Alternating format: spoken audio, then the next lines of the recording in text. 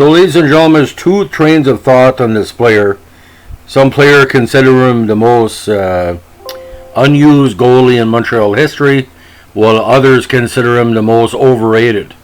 Now, today we're going to be talking about the curious case of Wayne Thomas. Now, standing 6'1", weighing in 205 pounds. He was born October 9th, 1947 in our beautiful nation's capital, Ottawa. Now, after his career, he held numerous coaching and management positions in the NHL and the minor leagues, including 22 years with the San Jose Sharks in various positions. Now, he first came to prominence as a very steady goalie with the Ottawa Capitals from 63 to 67 with the Central Canada Hockey League, and was named the league's top goaltender in 1966. Now, he was never drafted by the Montreal Canadiens, even though there was a possibility that he was going to be drafted. He became available, and Montreal took a chance on him. Now, Wayne Thomas's style, very similar to Brian Hayward, Don Edwards. Consistent in the net, wouldn't make any major mistakes. With the 6'1" size. Now, he first became the major international prominence when he started playing with the University of Wisconsin under the legendary head coach Bob Johnson. Now, Thomas recorded a shutout in his first game with the Badgers in '68, an 11-0 victory over Pennsylvania. Now, he was with the team in its first appearance in the Frozen Four tournament in Lake Placid in 1970. He also ranks in the top 10 all-time for Wisconsin goaltenders in save percentage and goals against average. Save percentage 90.9 and goals against average 2.84.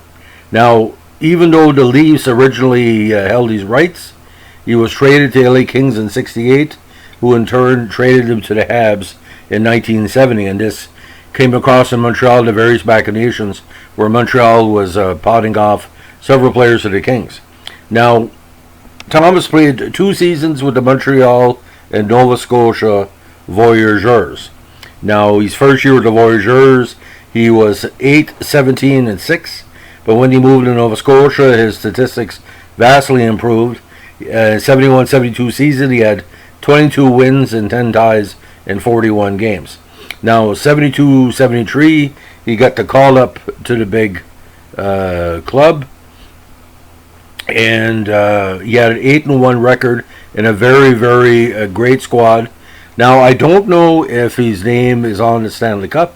I would expect he could have qualified, but the information is fuzzy on that. Now, he became the 10th goalie, of course, part of his record book, to record a shutout in his NHL debut, a 3-0 Habs victory over the Canucks. Now, he won 7 consecutive home starts, and but of course, because of Dryden, did not play in the playoffs. He was a number 3 goalie that season behind Ken Dryden and Michel Place. Now, in 73-74, with Dryden sitting out the year to complete his legal training and his bar exam, he shared duties with Place and newcomer Michel Larocque. He played 42 games and had a 2.76 goals against average, but management decided not to use him in the playoffs. Now, on March 10th, 1974, Thomas set a Canadiens record with 53 saves and a 5-4 victory over the Penguins, and that record was only broken years later by the great Carey Price. Now, Thomas's goals against average was the 4th best in the NHL, and he won that year's Molson Cup as part of 3-star selections after every game. Now, he spent the entire 74-75 season with Montreal, not playing in the minors, but not playing at all. He served as Montreal's number 3 goalie, did not see action a single game as Dryden returned with Larocque as his backup. Now, Thomas said publicly he was frustrated by the situation, but was later appeased when Montreal GM Sam Pollock advised him that the team intended to not utilize him, but would trade him to a good situation in the off-season. After 3 years in Montreal, he was sent to the Leafs in June 75 for a first-round draft pick.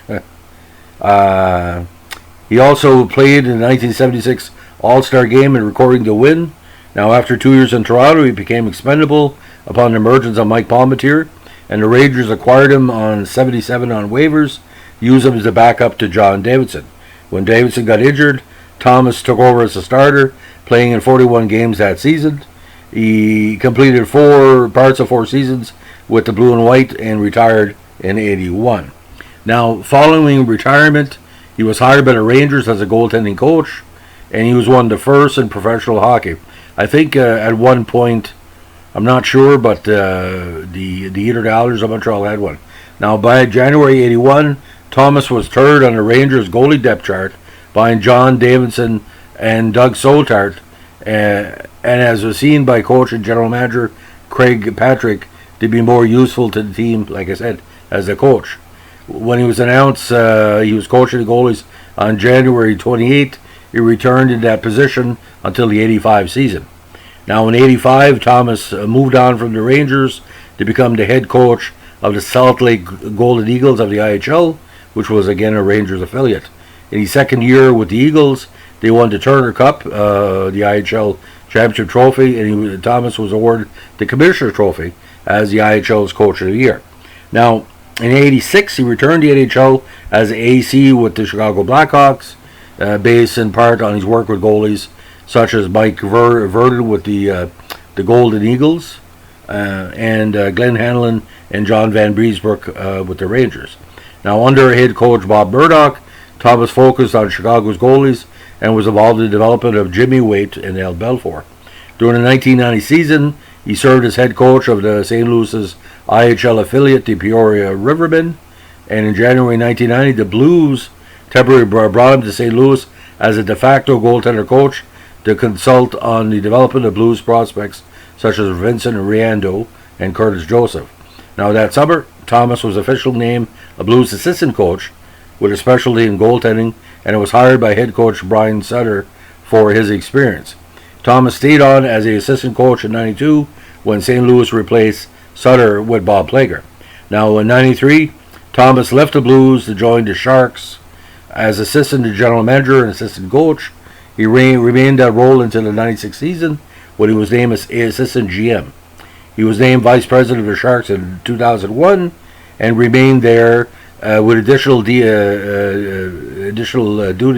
as AGM until his retirement in 2015. Now, what really stood out with Wayne Thomas as well, he was a very cerebral guy. He had a bachelor's degree in physical education from the University of Wisconsin, and he was a very, very cerebral guy. He would always tell his goalies, promote your own style, and it really paid off. Now, his big award, of course, besides the All-Star Game victory in 76, he was all WCHA's second team in 69-70. Now, all the seasons in the NHL, again, what stands out is that 1976 season with Toronto when he won 28 of 64 games with a very nice 3.19 average. He led Toronto all the way to the quarterfinal round, but of course, as you know, the Flyers took care of them in short term. Now, overall, 243 goal games in a regular season, 103 wins, 93 losses, 34 ties with a 3.34 average. Playoffs, 6-8 in 15 games with 1 shutout. Now, could Wayne Thomas have been the Michel Larocque? Could have been number 2 in Montreal. Well, if somebody comes to you and says, we can get a number 1 for trading, or what would you do? You already had Larocque. They weren't going to play 2 English goalies in Montreal. Usually what happened in Montreal, they had one Francophone and 1 Anglophone goalie. That's been kind of a prominent for a lot of years. If you look into the 1960s, because technically Phil Meir was considered a Francophone goalie, and he was there for a number of years after Jacques Plante left. And you had, Charlie Hodge had some Quebecois background as well, so quite interesting. So for me, Wayne Thomas was better than Michel Larocque. I saw him play at the early part of the career, but Wayne Thomas, weren't going to win a Stanley Cup with Wayne Thomas because he's just a backup. nothing matter with a backup, you can have a successful career. He played, at the highest level for more than a decade, including university. So for the fans of Wayne Thomas, technically a Stanley Cup, Montreal in '73, and playing with the rebuilt Leafs of the '70s. He played 2 straight playoffs. Playing with the rebuilding Rangers as well was an interesting fit for him. Became a great coach, and his impact is seen today with all the great Anglophone and Francophone goalies he mentored. So that's the story of Wayne Thomas. This was a request from RS Hockey. We thank you, RS, for the requests. Thank you for listening. Thank everybody else for listening. Our podcast channel with no monetization, no promotion, is reaching 100,000 views, which may not seem like a lot, but considering the podcast originates in one of the smallest villages in the Maritimes, at less than 500 people, and it's never been done before, and no one has had the capability of talking about the Habs like I have, because I have 37 years experience covering sports on local, provincial, national, international level. It's kind of a unique thing because I'm learning as I'm doing the podcast. I'm accessing some information from Wikipedia, some from old files. This is sort of like podcast as hockey card, or hockey card as podcast. And listen, if you like it, leave a comment. Please subscribe. Nearing 200 subscribers. Again, it may not sound like much, but I appreciate everybody that's listening, because this is an experiment in media, what I call positive media. Negativity is presented here, but it's proven negativity. It's not fake news. It's what I saw as a fan and a journalist. Have a good afternoon. Bye.